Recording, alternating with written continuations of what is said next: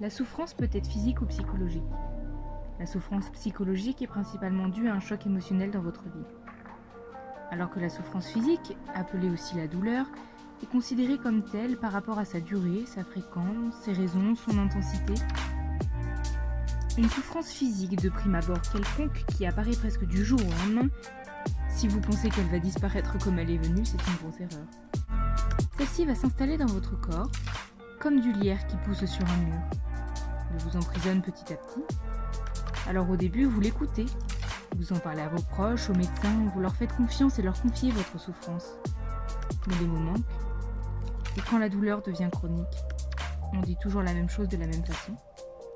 On vous fait une batterie d'examens, sans résultat et diagnostic apparent. Les gens pensent alors que vous somatisez et on vous envoie voir des psychologues. Sauf que celle-ci, elle ne se tait pas, elle brûle de plus en plus en vous. Et vous réalisez qu'il n'y a que vous qui la comprenez. Alors vous arrêtez d'en parler, mais c'est là que le rapport aux autres se complique et que la petite voix à l'intérieur de vous s'éteint. Parce que, à force d'entendre que c'est parce que vous êtes anxieuse et que c'est normal d'avoir mal au ventre quand vous êtes une femme, eh bien, vous vous taisez. Par contre, la douleur, elle est toujours là. Elle parle, elle vit, elle vous kidnappe votre vie à vous. Vous essayez de vous voiler la face, mais vous comprenez bien vite qu'elle va devenir votre deuxième cœur.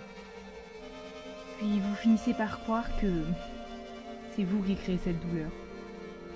Pour vous, il est devenu naturel d'avoir mal presque 24 heures sur 24, d'avoir de la fièvre presque tous les mois, d'aller à l'école ou même au travail avec cette souffrance devenue maintenant psychologique.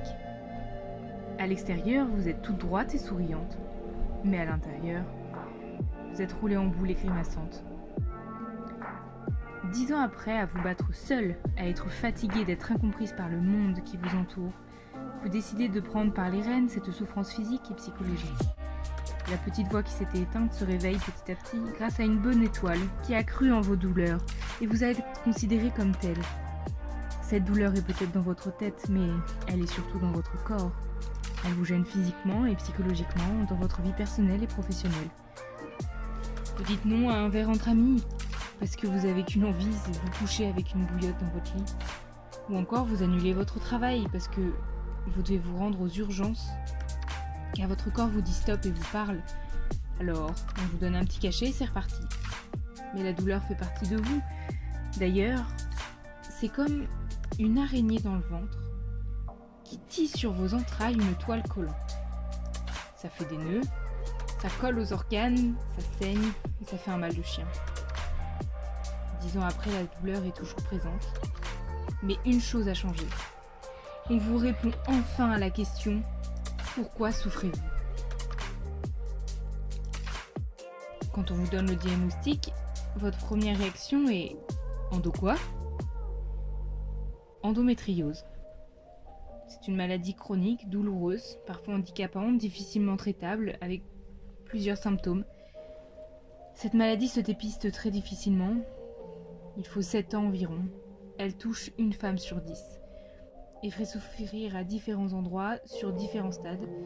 Et chaque femme la vit différemment, suivant leur tolérance et leur histoire.